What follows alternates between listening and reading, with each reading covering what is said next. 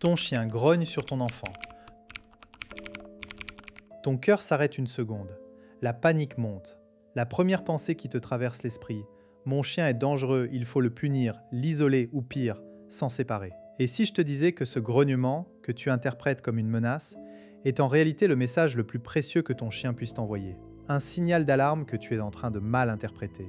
Et que cette mauvaise interprétation est précisément ce qui pourrait provoquer l'accident que tu veux éviter. Ce grognement n'est pas une attaque. C'est une tentative désespérée de communication. Ton chien te dit: je suis mal à l'aise, donne-moi de l'espace, aide-moi. Et si tu l'ignores ou le punis, tu lui apprends une chose terrible, que ces signaux ne servent à rien, qu'il doit passer directement à l'action. Une étude de la vétérinaire comportementaliste, Ilana Reisner, a montré que la plupart des morsures d'enfants par des chiens familiaux surviennent sans grognement préalable. Pourquoi? Parce que le chien a été puni pour avoir grogné, il a donc sauté cette étape. Le grognement est un cadeau. Saisis-le. Dans cette vidéo, tu vas découvrir pourquoi ton chien grogne sur ton enfant, comment décoder ce message, et surtout les 3 techniques concrètes pour désamorcer la situation et transformer ce grognement en une opportunité de renforcer la sécurité de ton foyer. Tu repartiras avec des phrases exactes à dire, des gestes précis à faire et une compréhension nouvelle du langage canin qui te permettra de prévenir les accidents avant qu'ils n'arrivent.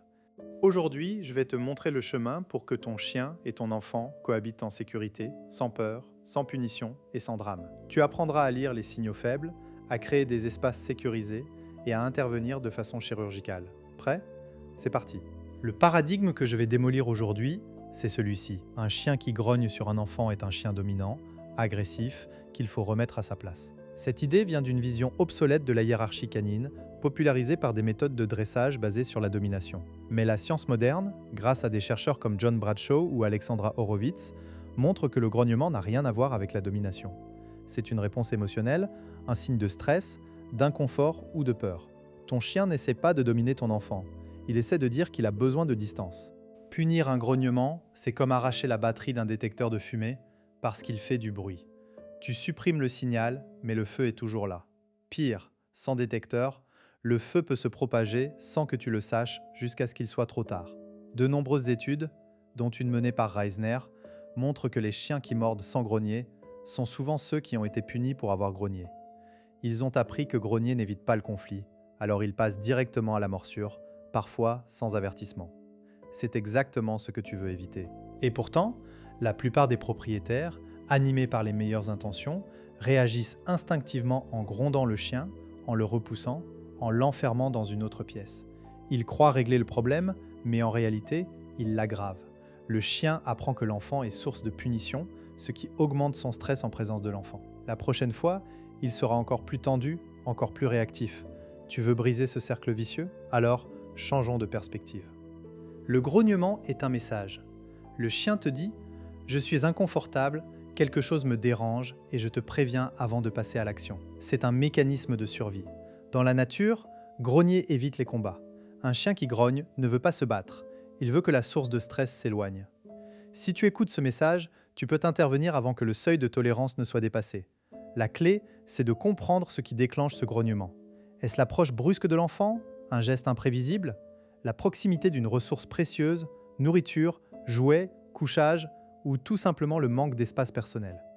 Imagine une jauge de stress, comme un thermomètre. Chaque interaction stressante fait monter la température. Le grognement, c'est quand le mercure atteint le seuil critique. À ce moment-là, le chien a besoin que tu abaisses la température, pas que tu la fasses grimper encore plus en le punissant. Alors, comment faire? Commençons par un exemple concret. Rencontre avec Juliette, 34 ans, architecte d'intérieur à Lyon. Elle a un fils de 4 ans, Léo, et un Golden Retriever de 5 ans, Nuggets. Nuggets a toujours été doux, mais depuis quelques semaines, il grogne quand Léo s'approche de son panier.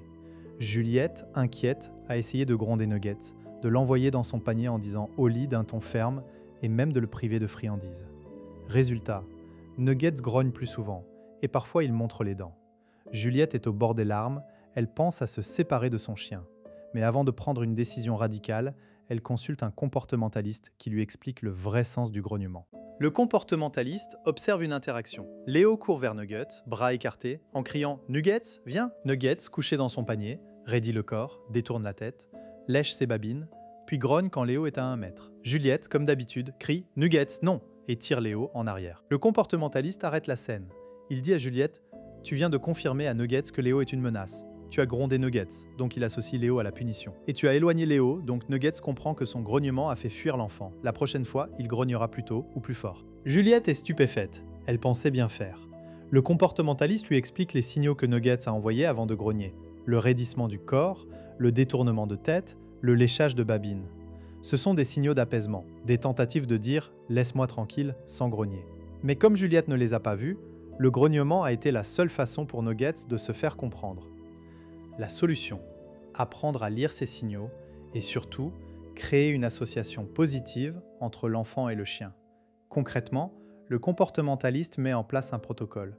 D'abord, installer une barrière de sécurité devant le panier de Nuggets pour qu'il ait un sanctuaire inaccessible à Léo. Ensuite, chaque fois que Léo est calme à proximité, même derrière la barrière, Juliette donne une friandise à Nuggets. Le chien apprend ainsi que la présence de Léo, à distance sécurisée, prédit une bonne chose. Petit à petit, on rapproche Léo, toujours en s'assurant que Nuggets reste détendu. Si Nuggets montre un signe de stress, léchage, bâillement, oreille en arrière, on recule. En 3 semaines, Nuggets ne grogne plus. Il peut même tolérer que Léo s'assoie près de son panier, à condition que Léo reste calme. Retour sur 2 mois plus tard, Nuggets et Léo jouent ensemble dans le jardin. Juliette a appris à observer les signaux. Elle sait maintenant que quand Nuggets détourne la tête, il a besoin d'une pause. Elle dit alors à Léo, Nuggets a besoin de respirer, on le laisse tranquille 1 minute. Et elle donne un jouet à Léo pour l'occuper. Résultat, plus de grognements, une relation apaisée et une famille soudée. Juliette a compris que le grognement n'était pas une menace, mais une demande d'aide. Voici comment décoder le grognement en 3 étapes. Premièrement, identifie le contexte. Que se passe-t-il juste avant? L'enfant court-il? Crie-t-il? S'approche-t-il d'une ressource? Le chien est-il couché? Fatigué? Noter ces détails te permettra de repérer les déclencheurs. Deuxièmement, observe les signaux précurseurs. Avant le grognement, le chien raidit son corps, détourne la tête, lèche ses babines, bâille, montre le blanc de l'œil, œil de baleine, ou met sa queue entre les jambes.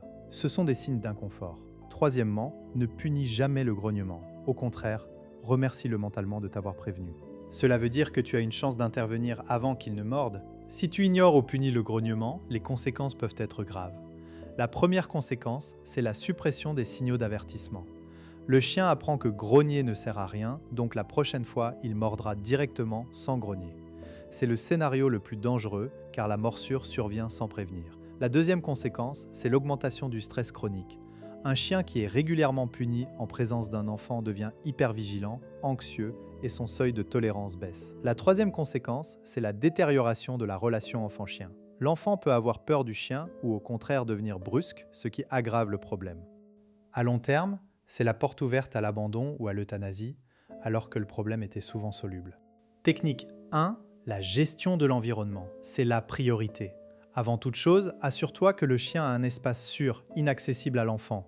Par exemple, un panier dans une pièce fermée avec une barrière bébé ou un coin derrière un meuble. Le chien doit pouvoir s'y retirer à tout moment sans être dérangé. Apprends à ton enfant à respecter cet espace. Quand Nuggets est dans son panier, on ne le touche pas. Ensuite, gère les ressources. Ne laisse pas traîner de jouets, d'os ou de gamelles qui pourraient déclencher une protection de ressources. Si tu donnes un os à ton chien, fais-le dans son espace sûr et surveille. Enfin, structure les interactions. Les moments de câlin et de jeu doivent être supervisés et tu dois apprendre à ton enfant à caresser doucement, à ne pas tirer les poils, à ne pas crier. Tu peux utiliser des jeux comme lance la balle à distance où l'enfant lance la balle et le chien la rapporte sans contact rapproché. Exemple, Sophie, 40 ans, mère de 2 enfants à Bordeaux, avait un beagle qui grognait dès que le plus jeune, 3 ans, s'approchait de sa gamelle. Sophie a installé la gamelle dans une pièce fermée et elle nourrissait le chien derrière une barrière. Pendant le repas, les enfants savaient qu'ils ne devaient pas entrer. En 1 semaine, le grognement a disparu. Puis, progressivement, elle a réintroduit la gamelle dans la cuisine, mais en mettant le chien dans son panier pendant que les enfants mangeaient à table. Aujourd'hui, le chien mange tranquillement dans sa gamelle, même si les enfants passent à côté, car il a appris que personne ne le dérange. Technique 2. Le contre-conditionnement. Il s'agit de changer l'association émotionnelle du chien envers l'enfant. Pour cela, tu as besoin de friandises de grande valeur. Fromage, saucisses, poulet. L'idée, chaque fois que l'enfant apparaît ou s'approche, à une distance où le chien reste calme, tu donnes une friandise au chien. Le chien apprend ainsi que l'enfant prédit des choses géniales. La difficulté, c'est de bien calibrer la distance. Si le chien grogne, c'est que tu es trop près. Recule jusqu'à ce qu'il soit détendu. Ensuite, tu progresses très lentement. Chaque séance dure quelques minutes, plusieurs fois par jour. Le but n'est pas que le chien tolère l'enfant à bout portant, mais qu'il l'associe à du positif. Exemple, Marc, 50 ans, retraité à Marseille, avait un border collie qui grognait sur sa petite fille de 2 ans chaque fois qu'elle s'approchait de lui. Marc a mis en place un protocole, il s'asseyait à 5 mètres de sa petite fille avec le chien en laisse. Dès que la petite fille regardait dans leur direction, sans s'approcher, il donnait une friandise au chien. Puis, il a demandé à la petite fille de lancer une friandise vers le chien sans s'approcher. Le chien a rapidement commencé à remuer la queue en voyant la fillette. En 2 semaines, ils pouvaient être côte à côte tant que la fillette restait calme. Marc a même appris à sa petite fille à donner des friandises dans la main, paume ouverte. Aujourd'hui, le chien la cherche pour des câlins. Technique 3. L'éducation de l'enfant. Souvent, le problème vient du comportement de l'enfant, non pas par méchanceté, mais par méconnaissance. Un enfant de moins de 6 ans ne comprend pas spontanément le langage canin. C'est à toi de lui apprendre. Utilise des phrases simples. Quand le chien se lèche les babines, ça veut dire qu'il est mal à l'aise. Arrête de le toucher et recule. Montre-lui les signaux sur des images ou des vidéos. Fais des jeux de rôle. Fais semblant d'être un chien. Je vais m'approcher de toi. Dis-moi quand je suis trop près. Apprends à l'enfant à ne jamais déranger un chien qui dort, qui mange ou qui est dans son panier. Et surtout, ne laisse jamais un enfant en bas âge seul avec un chien, même le plus doux. Exemple, Karim, 37 ans, enseignant à Nantes, avait un épagnol qui grognait sur son fils de 5 ans, surtout quand le fils courait dans le salon. Karim a appris à son fils à reconnaître les signes de stress du chien. Regarde, quand tu cours, le chien met les oreilles en arrière et bâille. Ça veut dire qu'il a peur. Arrête-toi et marche doucement vers lui. Le fils a adoré ce jeu d'observation et a commencé à marcher lentement en tendant la main.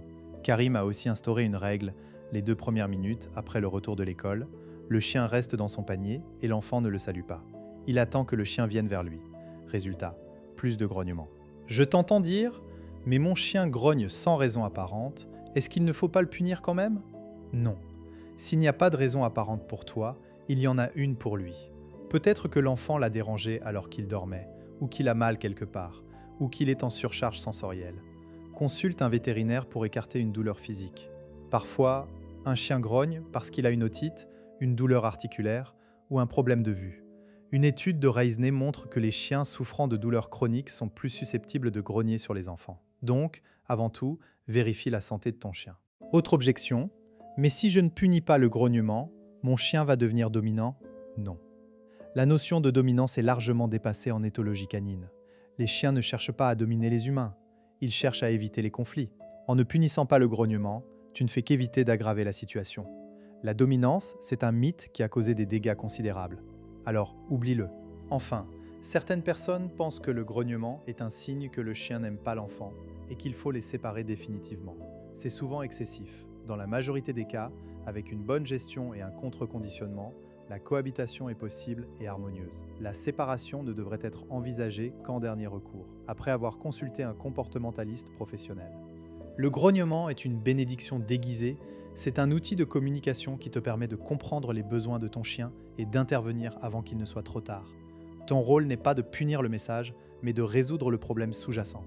En écoutant ce grognement, en respectant l'espace de ton chien et en éduquant ton enfant, tu crées un foyer où la sécurité et la sérénité règnent.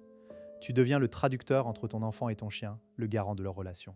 Si tu as trouvé cette vidéo utile, like-la, partage-la avec d'autres propriétaires qui pourraient en avoir besoin et abonne-toi à la chaîne pour ne pas manquer les prochaines vidéos sur la cognition canine. Ensemble, nous pouvons aider des milliers de chiens à rester dans leur foyer, aimés et compris. La prochaine fois que ton chien grognera souris, tu viens de recevoir un cadeau précieux. Saisis-le.